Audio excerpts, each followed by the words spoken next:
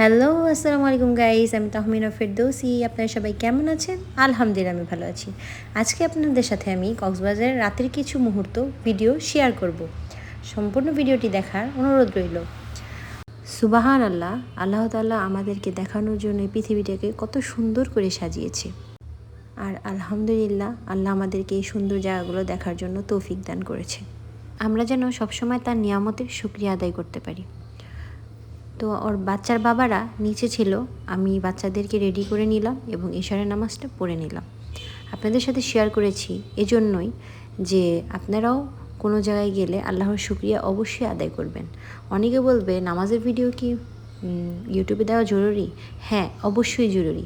যেহেতু মিডিয়ার যুগ, সবাই ব্লগ দেখে, সবাই কম বেশি ব্লগ দেখে দেখে ট্যুরে যায়, অনেক কিছু অনেক ইবাদত করে। তো অবশ্যই আপনারা ট্যুরে গেলে আল্লাহর শুকরিয়া আদায় করতে অবশ্যই ভুলবেন না। ভালো ভালো মানের হোটেলে অবশ্যই জায়নামাজের ব্যবস্থা থাকে। যেহেতু মুসলিম হিসেবে জন্ম নিয়েছি, অবশ্যই আমাদের নামাজটা পড়া অত্যন্ত জরুরি। যেখানেই যাই না কেন, যেখানেই থাকি না কেন, অবশ্যই আল্লাহর নিয়ামতের কথা শুকরিয়া অবশ্যই আদায় করতে হবে। তো এই জন্য আপনাদের সাথে শেয়ার করা।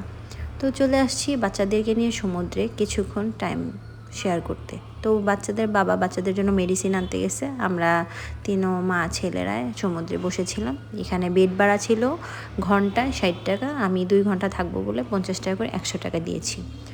আর বিচে এই টাইমটা আসলে অনেক ভালো লাগে। এই টাইমে সমুদ্রের যে গর্জন এত ভালো লাগে, সাউন্ডটা এত ভালো লাগে, যা মানে প্রকাশ করার মতো না। আসলে আল্লাহর সৌন্দর্য, আল্লাহর নিয়ামতের কোনো শেষ নেই।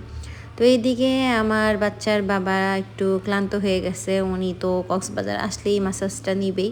তো এখানে যে ছেলেগুলো আছে, তো ওরা হচ্ছে ঘন্টায় 100-150 টাকা করে আর কি নেয়, ম্যাসাজ করে দেয়। তো এখানে আমার হাজব্যান্ড যেই কয়দিন ছিল সেই কয়দিন ওদের কাছ থেকে এই ম্যাসাজগুলো নেয়। তো এখানে ছেলেটা অনেক দুষ্টমিও করতেছিল, আমার হাজব্যান্ড অনেক গল্প করতেছিল, পাশে অন্য একজন ওরা ছিল, ওনারাও অনেক মজা করতেছিল। ছেলেটার বিয়ে হয়েছে কি না এগুলো বলতেছিলাম আমরা। তো রাতের বেলায় আমি আসছি, আমার রাতের বেলায় সমুদ্রের সৌন্দর্যই আসলে অন্যরকম। দিনের বেলা একরকম, রাতের বেলা একরকম। তো ভালো লাগে এত দূর আসা, এই সমুদ্রের টানে, সমুদ্রের ভালোবাসার টানে। তো বাংলাদেশে আমাদের অনেক সুন্দর সুন্দর জায়গা রয়েছে দেখার মতো। আমরা ইন্ডিয়ায় গেছি, ওখানেও ভালো লাগছে, মানে আল্লাহর সৌন্দর্যের কথা বলে শেষ করার মতো না। তো এখানে সমুদ্রের গর্জন সেই ভালো লাগতেছিল। তো এখানে আমরা গানও শুনতেছিলাম, এই ছেলেগুলো এসে আমাদের গান শোনাইতেছিল। তো ওরা গান শোনালে ওদেরকে একটু হাত খরচ দিতে হয়। তো এটা যেহেতু ভাইরাল গান, এই জন্য আর কি শোনা। এছাড়া আমাদের কোনো ভালো লাগতেছিল না, কারণ এখানে সমুদ্রের বাইরের বাতাসটা আর সমুদ্রের গর্জনটাই অনেক উপভোগ করতেছিলাম। তো এখানে আদির জন্য এই গান শোনা, আদি শুনবে মধু হই হই আর কি গান জানি এখানে ভাইরাল ছিল। তো আদি এগুলো শুনলো। আমি একটু সমুদ্রে একদম কাছে যাই, ভালো লাগে পানিটা একটু ছুঁইতে। বাট আদির জন্য আসতে চাইনি, আদিকে আবার জুতা পরিয়ে নিয়ে আসছিলাম যে এই জুতা পরলে তুমি আর ভিজতে পারবে না, কারণ অলরেডি 2বার ভিজা শেষ ঢাকা থেকে আসার পর থেকে। ও অনেকবার পানিতে নামছে। তো এখানে আর নামতে দিই নেই। দেখেন সমুদ্রের গর্জন কত ভালো লাগে।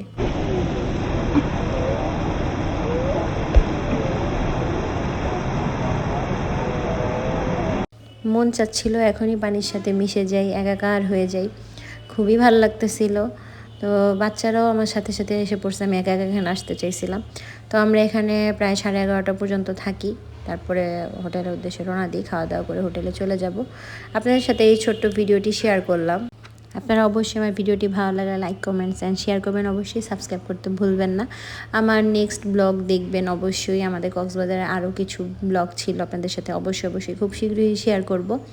তো এদিকে আমার বাচ্চা দুইটা একসাথে চলে যাচ্ছে বাবার সাথে। আমরা হোটেলে এখন চলে যাব খাওয়া দাওয়া করে আর কি।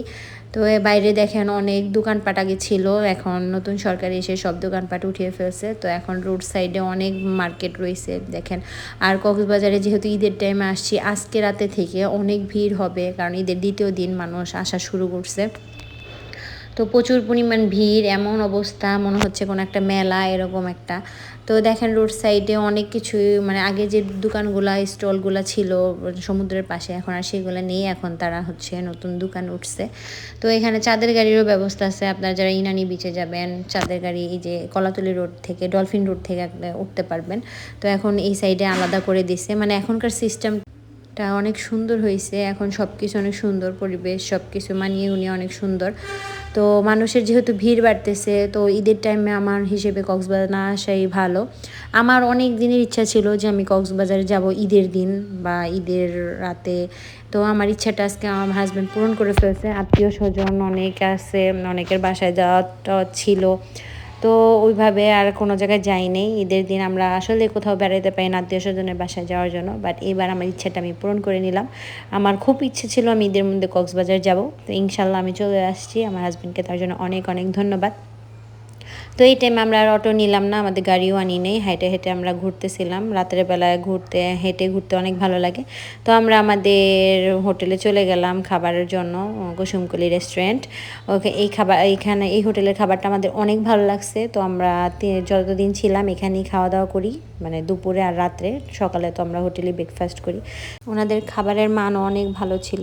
তারপর আমরা খাওয়া দাওয়া শেষে হোটেলে ব্যাক দেই। তো আমাদের অবশ্যই নেক্সট ব্লগগুলো দেখবেন, অবশ্যই লাইক কমেন্টস এবং সাবস্ক্রাইব করে রাখবেন আমাদের চ্যানেলটি।